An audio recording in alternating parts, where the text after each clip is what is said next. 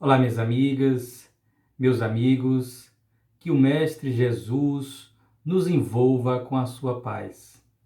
É com grande alegria que mais uma vez nos encontramos para lembrar dele, do Mestre Jesus, dos seus ensinos, para que possamos nos fortalecer da convicção do amor que é pregado, que é ensinado e que é testemunhado no seu Evangelho.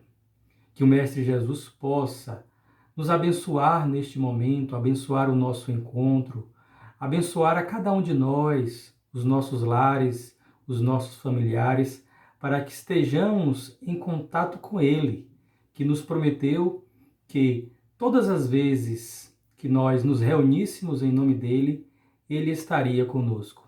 Então, temos a certeza de que Jesus, neste momento, nos ouve, nos acompanha e nos oferece as suas bênçãos de paz, de amor, de alegria e de esperança. Que Ele permaneça conosco agora e sempre. Hoje nós vamos falar sobre o egoísmo. É um tema que eu tenho certeza que vocês não enfrentam mais dificuldades, que já superaram, mas que nós precisamos estudar para verificar como é um ponto que gera preocupação, gera comprometimento para todos nós.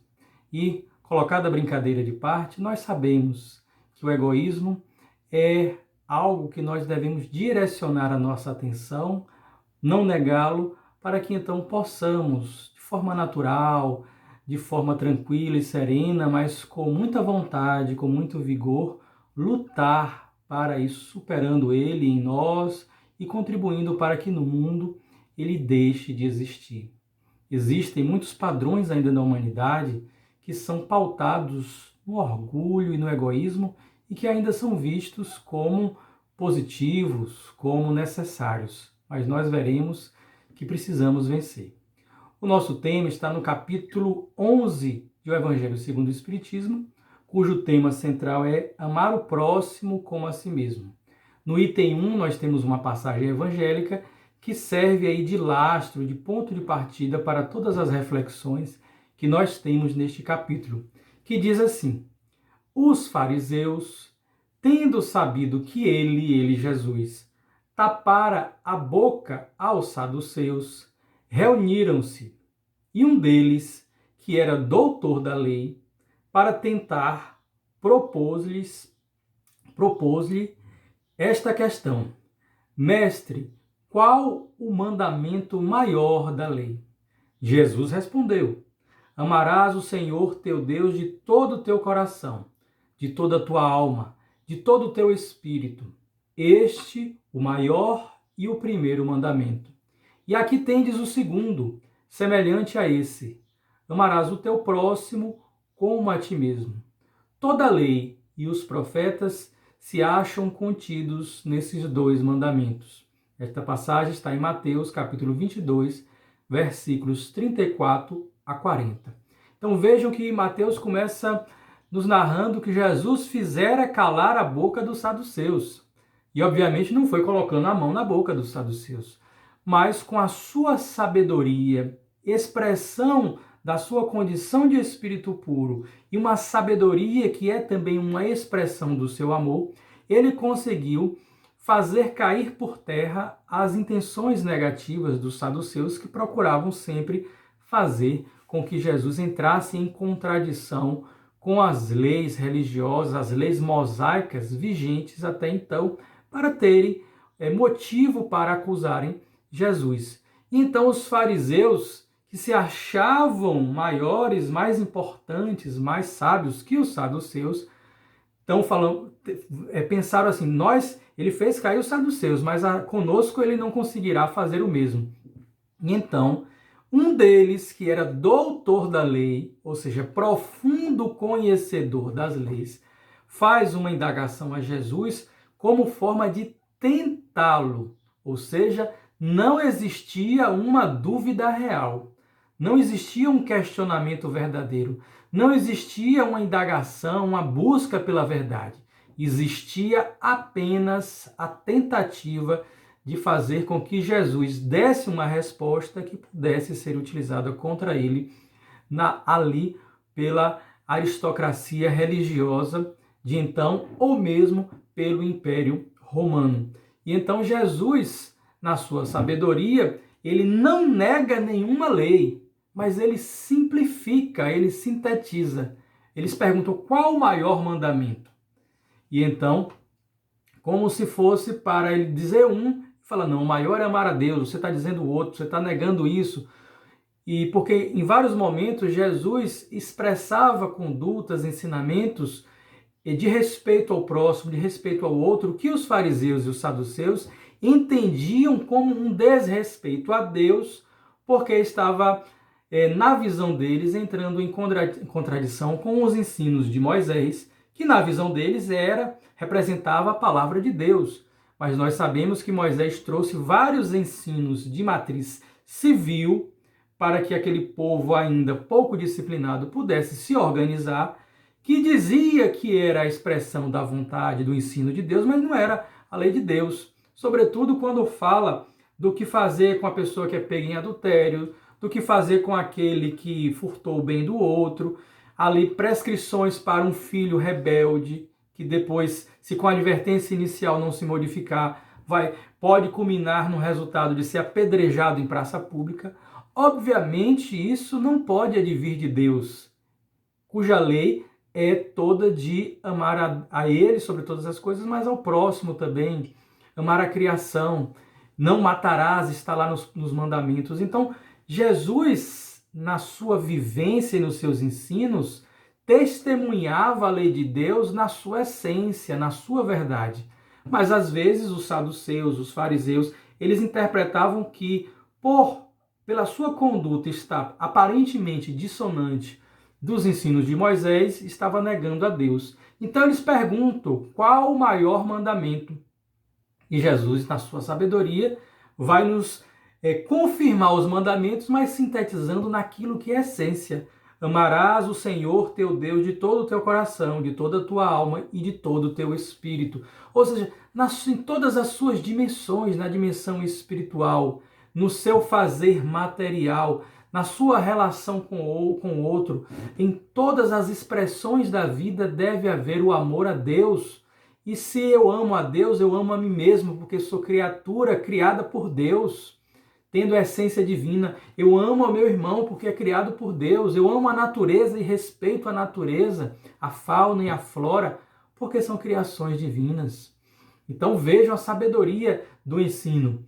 Este é o maior e o primeiro mandamento. E aqui, para que não fique nenhuma dúvida, porque amar o próximo já está intrínseco a amar a Deus, para que não fique nenhuma dúvida, e aqui tendes o segundo, semelhante a esse, amarás o teu próximo como a ti mesmo. Toda a lei e os profetas se acham contidos nesses dois mandamentos.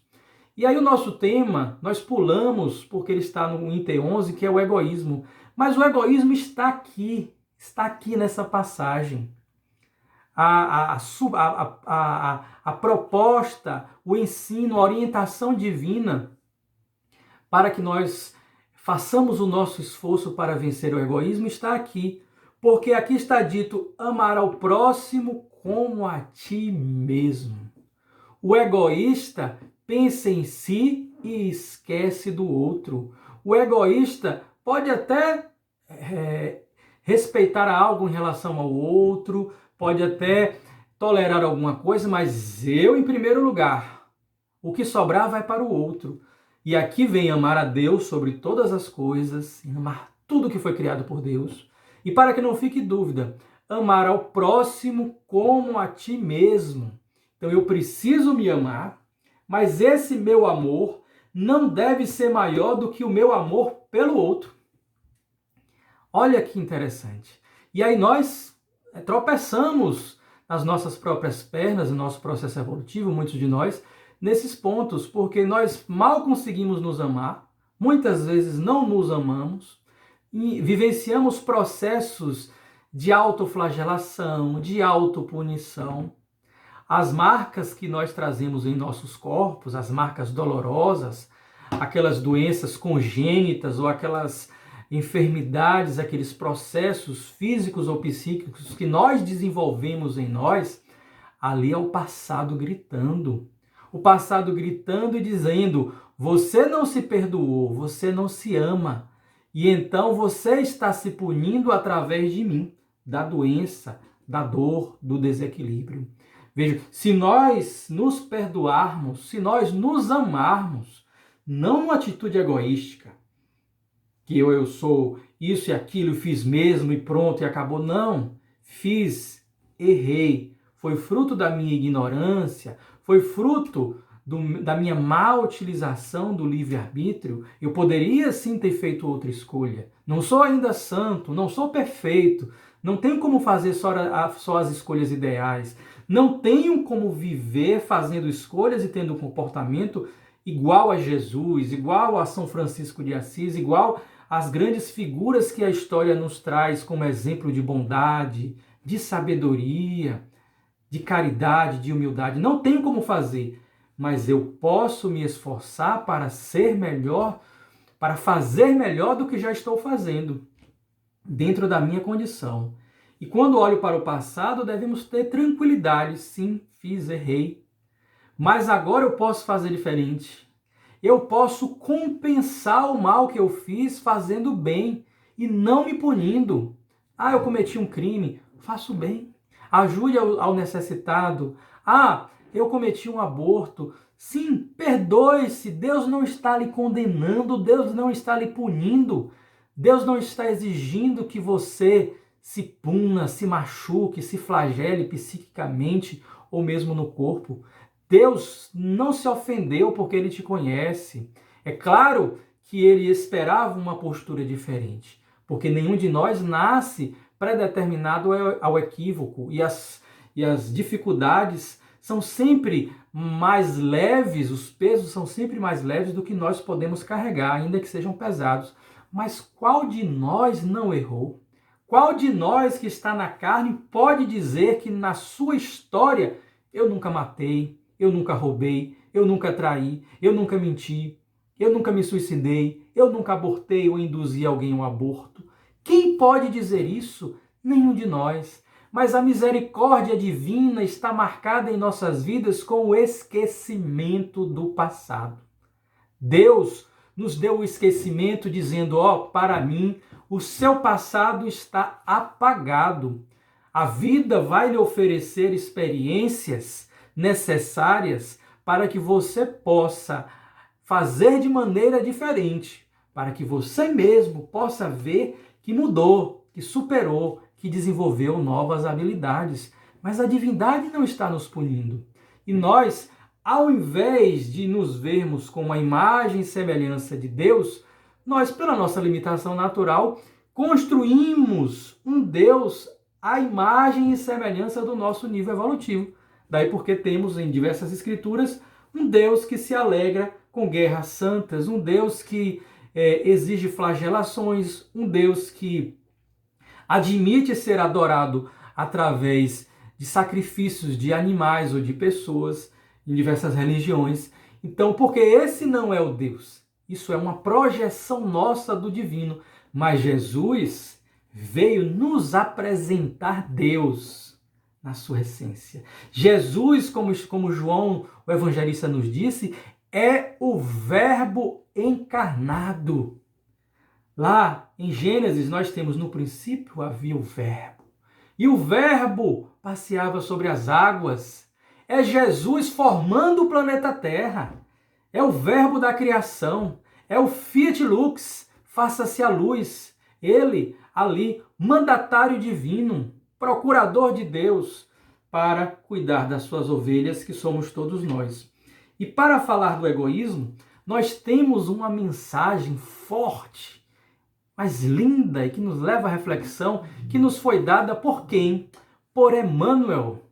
Emmanuel, antes de ser mentor espiritual de Chico Xavier. Emmanuel, em 1861, como espírito. Chico nasceu em 1910, foi ter um contato, o primeiro contato com Emmanuel, quando já estava com 17 anos. Ele não vira Emmanuel antes, mas Emmanuel já participara da codificação, como espírito da codificação. Ele que fora, dentre uma das suas reencarnações, o padre Manuel da Nóbrega, que chegou ao Brasil, padre português, que chegou ao Brasil logo no primeiro século, e foi uma das figuras mais importantes na formação do nosso país.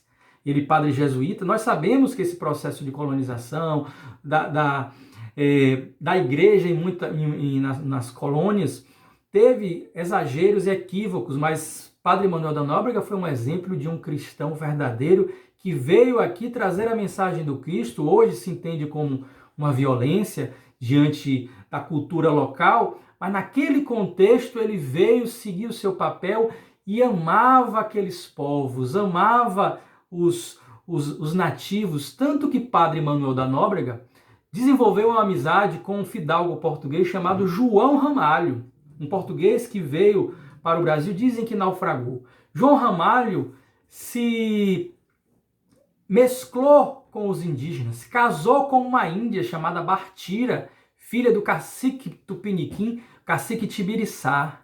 E essa índia, que depois ele se tornou amigo de João Ramalho, se tornou amigo de padre Manuel da Nóbrega, que batizou a índia Bartira, esposa de Ramalho, que passou a se chamar Isabel. E João Ramalho foi uma reencarnação do nosso mentor da Casa de Guará, o mentor Batuíra. Um dos seus filhos, André, em homenagem a uma das cidades que foi criada por João Ramalho, ali apoiando Manuel da Nóbrega, fundador, um dos responsáveis ali por fundar São Paulo e as cidades circunvizinhas. E em homenagem ao seu próprio filho João Ramalho, ficou sendo Santo André, que faz parte do ABCD paulista. Então, João Ramalho era muito amigo, muito próximo de Manuel da Nóbrega, ao ponto do cacique Tibiriçá, quando foi enterrado dentro ali das estruturas romanas, de um convento que era sob a responsabilidade de Manuel da Nóbrega. E dizem alguns historiadores que o padre Manuel da Nóbrega, quando assinava, em alguns escritos, ele colocava Manuel, de Hermano, ali de acordo com o idioma da época, em que o português se mesclava latim com o espanhol, com o português. Então ele se botava Manuel. Existem escritos em que ele não botava o Manuel da Nóbrega todo, Manuel. E quando surge como espírito na codificação, utiliza o nome Emmanuel, que é um nome que está na Bíblia também. E depois vem ser o benfeitor espiritual de Chico Xavier. E Emmanuel nos traz um texto que está aqui no Evangelho segundo o Espiritismo, mas que resgata algo que nós vamos encontrar na terceira parte de Livro dos Espíritos, que fala das leis morais, no capítulo 12, quando nós temos da perfeição moral, e iremos a ele logo mais. Mas o que nos diz Emmanuel sobre o egoísmo? O egoísmo, chaga da humanidade, tem que desaparecer da terra, a cujo progresso moral obsta. Ao Espiritismo está reservada a tarefa de fazê-la ascender na hierarquia dos mundos, a Terra. O egoísmo é, pois, o alvo para o qual todos os verdadeiros crentes devem apontar suas armas, dirigir suas forças, sua coragem. Digo coragem porque dela muito mais necessita cada um para vencer-se a si mesmo. Vencer a si mesmo. Este é o nosso grande desafio. Do que para vencer os outros. Que cada um, portanto, empregue todos os esforços a combatê-lo, o egoísmo em si, certo de que ó a definição que Emmanuel dá ao egoísmo, certo de que esse monstro devorador de todas as inteligências, esse filho do orgulho, é o causador de todas as misérias do mundo terreno. Monstro devorador de todas as inteligências. É por conta do egoísmo individual que vai ganhando feição coletiva que nós tivemos todas as guerras da humanidade, todos os processos de destruição. É por causa do egoísmo que é pai do orgulho, estão assim, eu digo que orgulho e egoísmo, eles são indissociáveis. Quem é orgulhoso será egoísta, quem é egoísta será orgulhoso. Destaca mais num ponto do que no outro, mas é indissociável. São hemisférios diferentes do mesmo globo. são hemisférios de um mesmo cérebro, são faces de uma mesma moeda, orgulho e egoísmo, porque o orgulhoso se acha mais do que é. Então ele acha que o outro é menos do que ele não ama o outro como a si mesmo.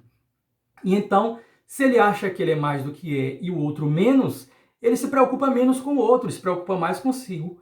Então ele é orgulhoso e egoísta. O egoísta, que só se preocupa consigo mesmo, vai se esquecendo do outro, vai se achando mais importante. E aí infla o seu próprio ego e se torna mais orgulhoso. Então um estimula o outro, um retroalimenta o outro. Grande causador de todos os males, todos os processos de colonização com exploração, com desrespeito, são frutos do egoísmo. A Segunda Guerra Mundial, o flagelo sofrido pelos judeus. Por quê? Porque Hitler imaginava que o povo ariano, que o povo alemão era maior do que o outro, tinha aquele orgulho, não se preocupava com isso. E a sua ideia foi assimilada por uma parte importante do seu povo. E até hoje nós temos pessoas que reverberam este pensamento. No campo político, no campo administrativo, nós vemos as pessoas guerreando, as pessoas se encolerizando com as outras, porque não conseguem respeitar a forma diferente do outro entender, não conseguem ver que cada um tem as suas particularidades, tem a sua individualidade, tem a sua forma de interpretar, e que só no momento certo todos nós alcançaremos a verdade. Todos estamos muito distantes da mais pura e plena verdade. No máximo conseguimos um fragmento dela. E eu consigo um, o outro consegue outro consegue outro. É como se fosse um quebra-cabeças. E todos precisamos nos unir para reunir as peças, porque só assim, juntos, conseguiremos acessar a verdade na sua beleza maior, que é Deus. E o encontraremos não no universo aí distante, no local distante, mas cada um dentro de si. O egoísmo é a negação da caridade e, por conseguinte, o maior obstáculo à felicidade dos homens. Jesus vos deu o exemplo da caridade e Pôncio Pilatos o do egoísmo, pois quando o primeiro, o justo, vai percorrer as santas estações do seu martírio, o outro lava as mãos dizendo: que me importa? Ele animou-se a dizer aos judeus: este homem é justo, por que quereis crucificar? Entretanto, deixa que o conduzam ao suplício. É a esse antagonismo entre a caridade e o egoísmo, a invasão do coração humano por essa chaga moral, que se deve atribuir o fato de não haver ainda o cristianismo desempenhado por completo a sua missão. Porque o egoísmo e o orgulho faz com que os cristãos se dividam, faz com que os cristãos entrem em processo de competição, geram sectarismos, decorrente da nossa incapacidade de respeitar a escolha e a forma de ver do outro. Cabem a vós, novos apóstolos da fé, que os espíritos superiores esclarecem, o encargo e o dever de extirpar esse mal, a fim de dar ao cristianismo toda a sua força e desobstruir o caminho dos pedrouços que lhe embaraçam a marcha.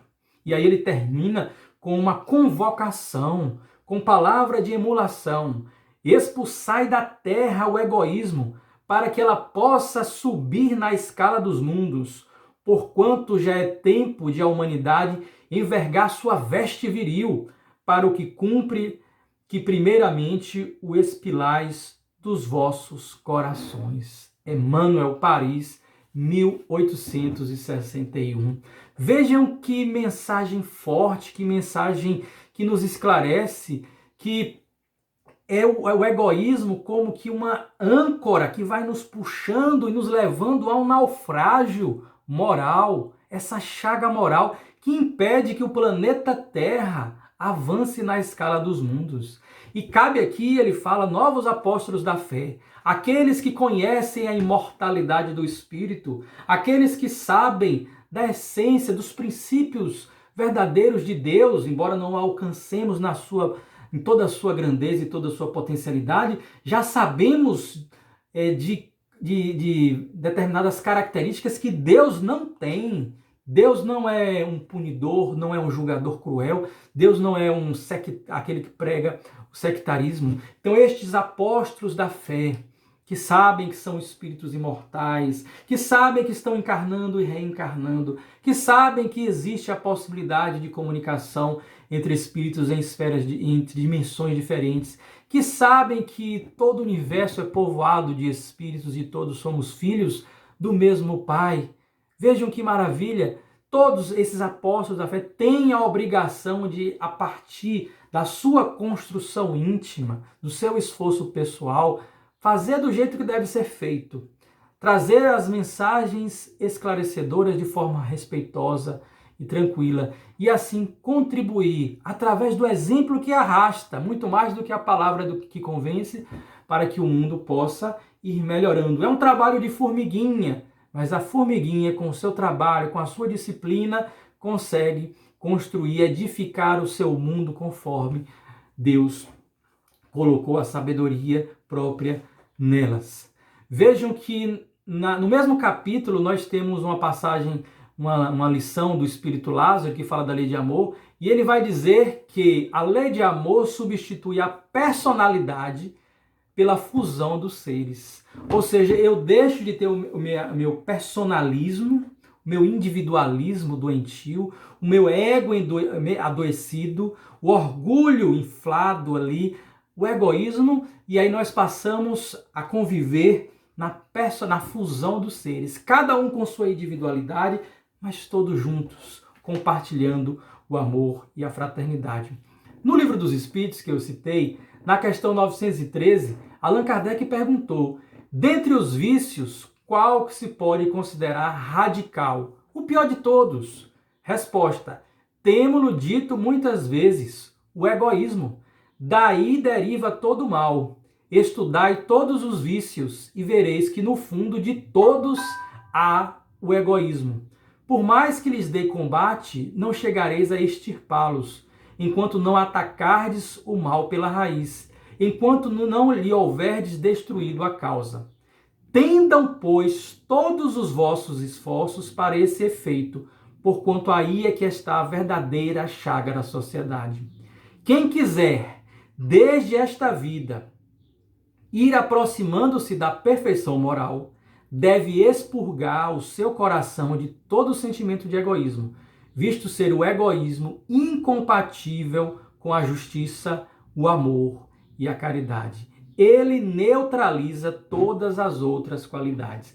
Vejo que os espíritos aqui nos dizem que na matriz, na origem de todos os vícios está o orgulho. É como se ele fosse o vício de base e que vai ganhando feições diferentes, vai se compartimentando em características diferentes que a gente acha que é autônoma, mas é apenas um desdobramento do egoísmo. E quem quiser alcançar a felicidade, se aproximar um pouco mais da perfeição nesta vida, deve lutar contra o próprio egoísmo, pois ele neutraliza todas as qualidades.